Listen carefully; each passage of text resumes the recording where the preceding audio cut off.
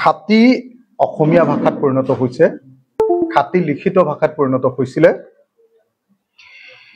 প্ৰহ্লাদচৰিত, আমাৰ হেম সৰস্বতীৰ দিনৰ প্ৰহ্লাদচৰিত, মাধৱ কন্দলীৰ ৰামায়ণ, গোটেই ভাৰতবৰ্ষৰ গোটেইবিলাক ভাষাৰ ভিতৰত সংস্কৃতৰ পৰা প্ৰথম ৰামায়ণ অনুবাদ হোৱাৰ ঘটনা।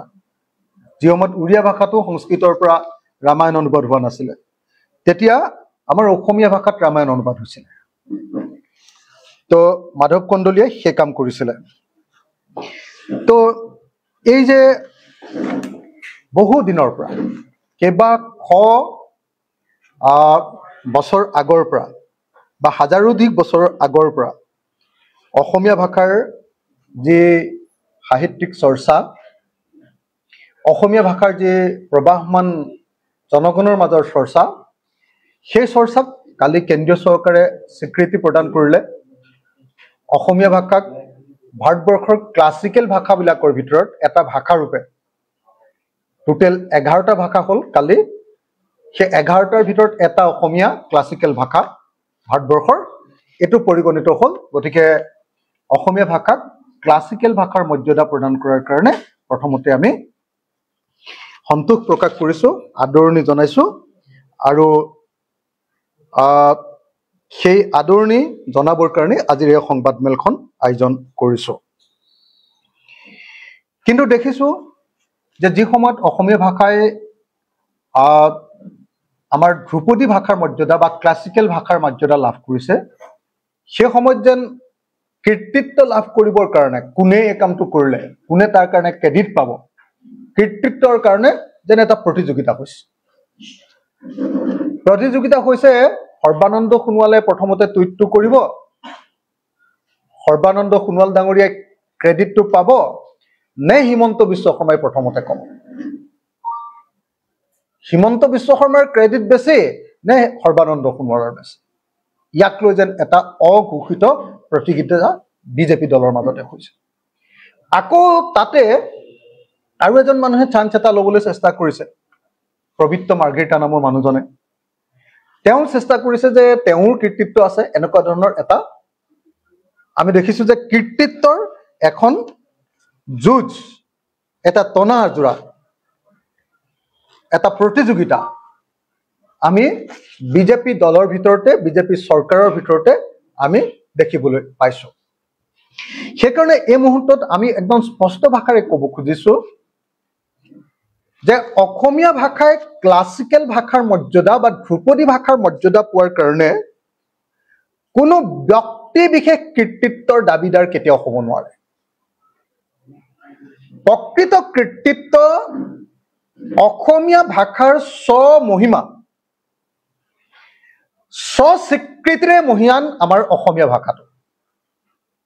আমি সকলোৱে জানো যে ভাৰতৰ আজি যি ধ্ৰুপদী ভাষাৰ মৰ্যাদা লাভ কৰিছে অসমীয়া, এই অসমীয়াই 5th চেঞ্চুৰীতে, পঞ্চম দশক দেই, 1500 বছৰ হ'লে ভাষাটোৱে ক্লাছিকেল ভাষাৰ মৰ্যাদা লাভ কৰে। পঞ্চম দশকতে অসমীয়া আমাৰ সৰুপথাৰ নগাজুৰি খনিকৰ গাঁৱত অসমীয়া লিপি, সংস্কৃততে লিখিছে কিন্তু তাত অসমীয়া লিপিৰ উপস্থিতি অনুভৱ কৰা গৈছে। গতিকে ডেফিনেটলি অসমীয়া ভাষাই আমাৰ ক্লাছিকেল ভাষাৰ মৰ্যাদা পাব লাগে। তাত বিজেপি দলে তাক স্বীকৃতি দিয়াত একো ডাঙৰ কৃতিত্ব একো নাই। আমাৰ পাবইলগীয়া বস্তু 5th চেঞ্চুৰীতে আছে, মাত্ৰ 1500 বছৰ লাগে, অথচ 5th চেঞ্চুৰীতে অসমীয়া ভাষাৰ উপস্থিতি আছে। তাৰ পাছত দেখা গৈছে যে 5th চেঞ্চুৰীৰ পৰা পঞ্চম শতিকাৰ পৰা ত্ৰয়োদশ শতিকালৈকে এই সময়খিনিত বহুত এনেকুৱা ধৰণৰ শিলালিপি, তাম্ৰলিপি, বিভিন্ন ধৰণৰ লিপি অসমত আৱিষ্কাৰ হৈছে, যিবিলাক লিপিত অসমীয়া ভাষালৈকে আটাইবিলাকৰ অৱদানেৰে আমি দেখিবলৈ পালো যে এনেকৈ অসমীয়া ভাষাটো মহিয়ান হৈ আহিছে। তাৰ পাছত আমি দেখিবলৈ পালো যে প্ৰথম অসমীয়া গদ্য, কথাগীতা আৰু ভাগৱত কথা ভট্টদেৱে আৰম্ভ কৰিলে। ভট্টদেৱৰ এই কাহিনী আমি সকলোৱে জানো। গতিকে এই গোটেইবিলাকৰ পৰা তাৰ পৰৱৰ্তী সময়ত লাহে লাহে চৰিত পুথিবিলাক আহিলে, বুৰঞ্জীৰ পাছত চৰিত পুথি আহিলে, তাৰপিছত গণিতৰ পুথি আহিলে, ঘোঁৰা নিদানবিলাক আহিলে, দৰঙৰ ৰজাৰ পৃষ্ঠপোষকতা আহিলে, মিছনেৰীবিলাকৰ অসমীয়া চৰ্চা আহিলে, আনন্দৰাম ঢেকিয়াল ফুকন আহিলে, গুণাভিৰাম বৰুৱা আহিলে, হেমচন্দ্ৰ বৰুৱা আহিলে, লক্ষ্মীনাথ বেজবৰুৱা আহিলে, চন্দ্ৰকুমাৰ আগৰৱালা আহিলে, হেমচন্দ্ৰ গোস্বামী আহিলে, পদ্মনাথ গোহাঁই বৰুৱা আহিলে, আমাৰ জ্যোতিপ্ৰসাদ আগৰৱালা আহিলে, আমাৰ বিষ্ণুপ্ৰসাদ ৰাভা আহিলে।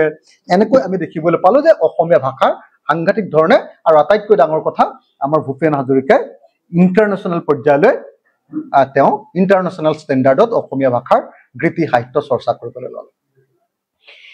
এনেকুৱা পৰিস্থিতিত আমি ভাবো যে আজিৰ দিনটোত বিজেপি দলে যিবিলাক কথা কৈ আছে যে তেওঁলোকৰ কাৰণে অসমীয়া ভাষাই ক্লাছিকেল ভাষাৰ মৰ্যাদা লাভ কৰিলে, এইটো একেবাৰে পাতল এটা তৰল এটা দাবী। কৃতিত্বৰ এই টনাজোৰাত অসমীয়া ভাষাৰ মৰ্যাদা, অসমীয়া ভাষাৰ কৃতিত্বক আমি লঘু নকৰিবৰ কাৰণে বিজেপি দলক সকীয়াই দিছো।